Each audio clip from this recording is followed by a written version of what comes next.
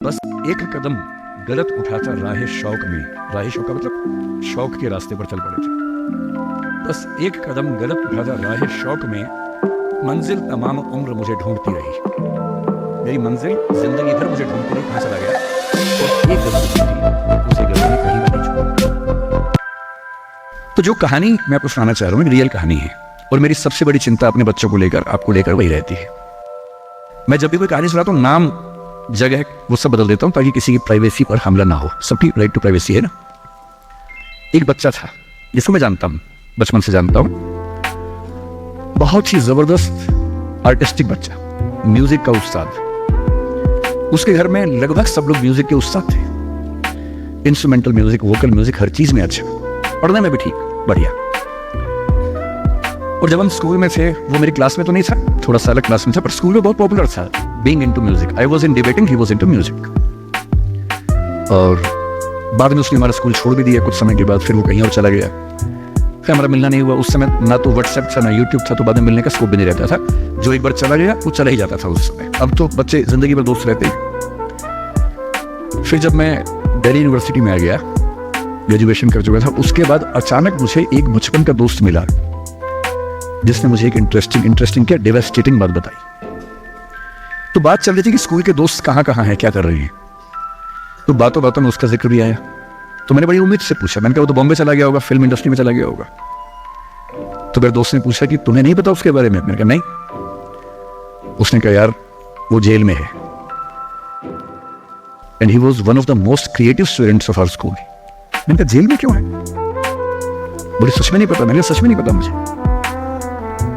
बोले वो ग्रेजुएशन करने के लिए जब गया तो पता नहीं क्या हुआ, उसकी थोड़ी संगति खराब हो गई। बैड कंपनी जिसको हम बोलते हैं, जो इस उम्र में अच्छी लगती है, वही वाली।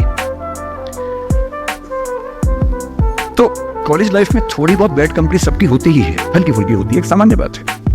अच्छा, बच्चा बच्चा ना रहे ये भी तो अच्छी बात नहीं है ना। थोड़ा बचपन तो जीना भी चाहिए, थोड़ा शरारतें करनी भी चाहिए, पर किसी किसी का दुर्भाग्य होता है कि ज्यादा हो जाता है। उसके साथ ऐसा हुआ।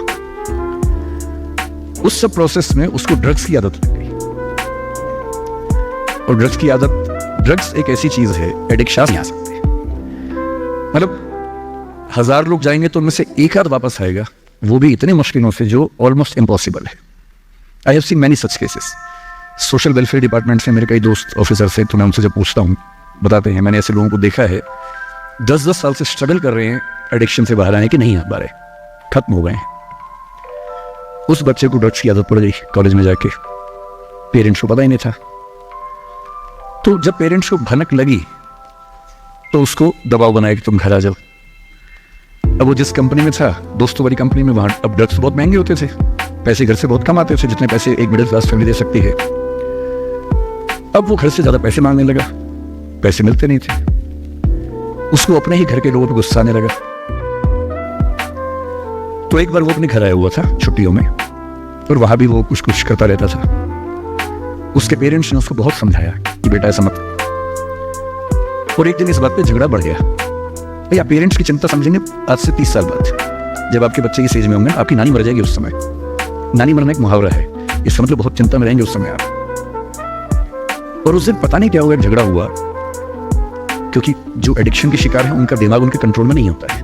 यहाँ तक कि जो ड्रिंक करते हैं, ड्रिंक एक लेवल से ज्यादा कर लें तो दिमाग कंट्रोल से बाहर निकलने लगता है। ड्रग्स में तो ये एलिमेंट बहुत ज्यादा होता है। और आधी रात को उसने क्या किया, उसने अपनी फैमिली के 5 लोगों का मर्डर कर दिया। मर्डर।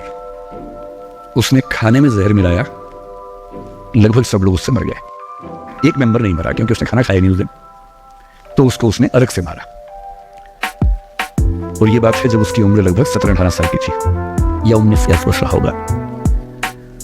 उसके बाद वो जेल गया। मुझे उसके बाद से पता ही नहीं कि क्या हुआ, फांसी हुई या उम्र कैद हुई या क्या हुआ, ना तो मुझे पता है, ना मैं इंटरेस्टेड हूँ जानने में। मैं उसका नाम हम सब जानता हूँ, एंड 1-2 क्लास स्कूल में ऐसी थी कि वो हम आसपास थे, जानते थे, पहचानते थे एक दूसरे को।